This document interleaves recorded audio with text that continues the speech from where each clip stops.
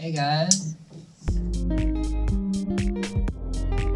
Hey, what up guys? I hope you're doing really well. So I'm your host Thornton, and today we're going to be talking about acceptance. But as you can see, I've got a co-host with me today. Hey guys. Aljefe, aka Jethro West. So Jethro, did you want to tell us a bit about yourself? Yeah. Thanks for having me, guys. Thank you, Thornton. I really appreciate this. It's an honor. So I'm Jethro. I'm 22 years old. I'm going into third year at the Baptist Theological College. And I'm engaged to a wonderful woman. I love her so much. And some of the hobbies I like to do, I love badminton, swimming, surfing, squash. I'm very active in that way. So that's me. Yeah, dude, Jethro, it's really good to have you on.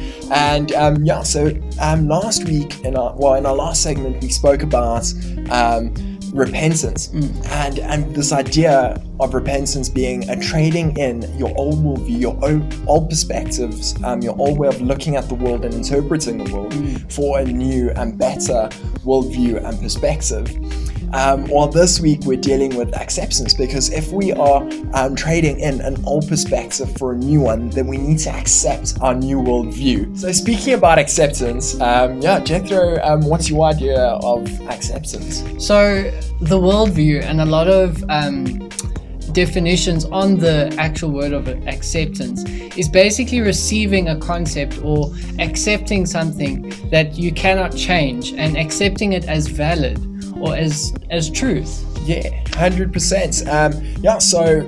The idea in psychology is very much the same, in that acceptance is defined as like coming to terms with the reality of a situation, without conditions, and accepting it for what it is, because it is something that can't be changed. It's the reality of something that is true. Okay, and that's it. That fits in exactly, because it's actually accepting something and holding on to it as truth, because truth is unchangeable. So holding on to it as something that is unchangeable is quite comforting, actually. Yeah, for sure. So Jethro is our resident Greek expert. So he's been doing Greek for a while now. So Jethro, fill us in. What is the Greek understanding or the biblical understanding of the word acceptance? So acceptance is closely related in the Greek understanding of it to the word pistis. And that word in Greek is translated to faith or belief, and having faith or belief in something. And so this idea of acceptance is very much incorporated into that, because we have faith in something, and so in doing so we're accepting whatever we have faith in. And so just like I'm sitting in this chair, right? I'm sitting in it and I'm having faith and I'm trusting that it will hold me up, right? And so that's exactly this idea of having faith in something and trusting and accepting that it will hold you up, or it will stand true. And it is very much an idea of having a good faith in something. So it's not something that is pertaining to a bad faith or having trust or accepting something that is bad. It is more along the lines of something that is good and pleasing. You know what I mean? Yeah. And so that act of carrying that out, that faith and that belief out, is known as a word in Greek called pistevo. And that is translated as to believe. And so that inner working inside our hearts of accepting Christ is to pistevo, to believe and accept that He is Lord.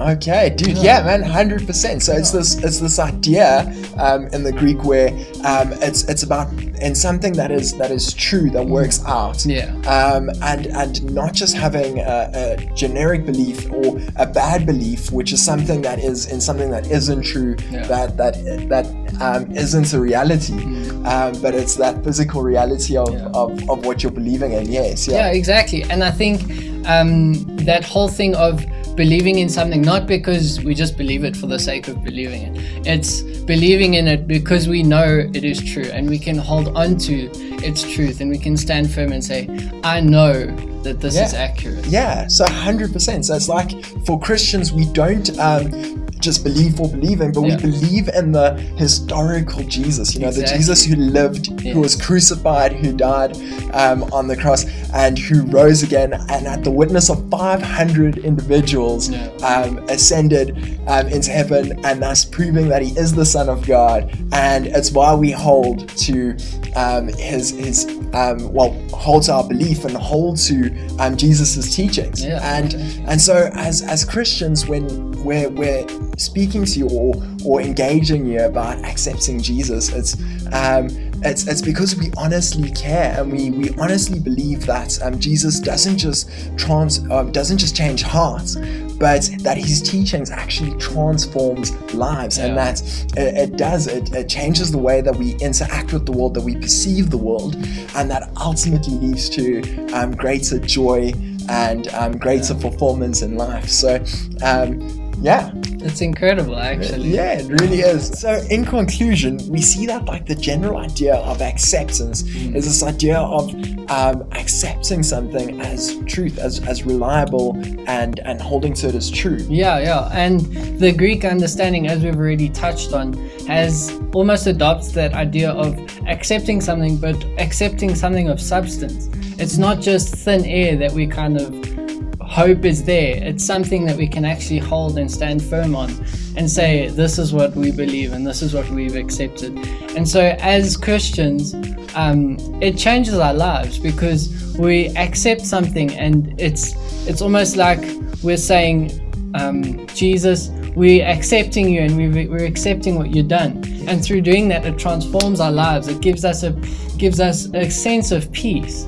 And so for you guys out there, if you feel like acceptance is not really a thing, it's just something that you hope to do or you want to do, for us believers, acceptance is more of a lifestyle. We're accepting Christ, and that helps us in our daily lives with Christ. And so 100%. So as believers, we truly believe that Jesus does transform lives, and that as we adopt his worldview and we start to conform more to a way of life in terms of what we believe and living that out, we believe that it does lead to a better worldview and a better way of perceiving and interacting with the world, which ultimately leads to a more peaceful and fulfilled life. And so as Christians, when we are trying to share our acceptance in Jesus with you, and trying to do that and offer the free gift that Jesus offers, which merely needs to be accepted in order to be received. We do it because we honestly really care. So guys, I really hope that you've enjoyed the video today, and we look forward to seeing you next time on Unpacking Grace. Have a great one. Cheers.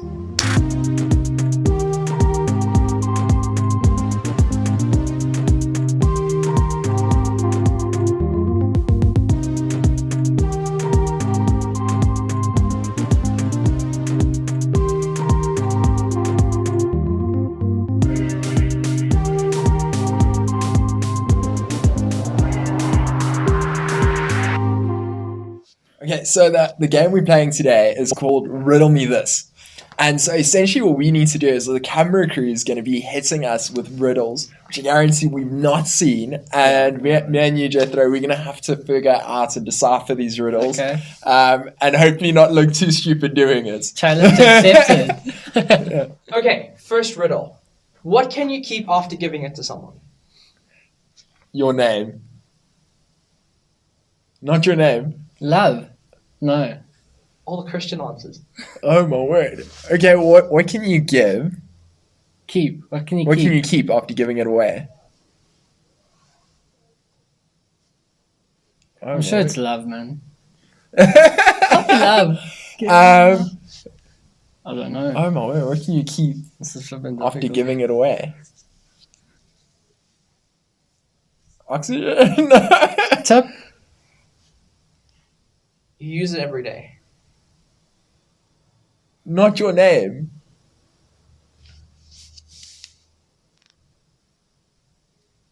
What can you keep after giving it away?